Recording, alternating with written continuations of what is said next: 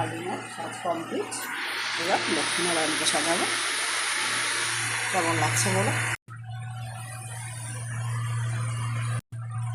এখন লক্ষ্মীনারায়ণকে সাজানো হয়ে গেছে। কেমন লাগছে ওটুকু দেখতে? হচ্ছে নারায়ণ, মা লক্ষ্মী আর নারায়ণ। মাথার যে কাপড় লক্ষ্মী সাজিয়ে রয়েছে।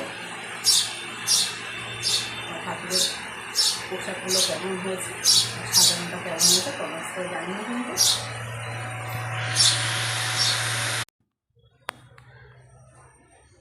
দেখো আমার কালিমাকে কীরকম লাগছে ড্রেসটা পরে, কমেন্টস করে জানাবে কিন্তু তোমরা সুন্দর লাগছে কিনা।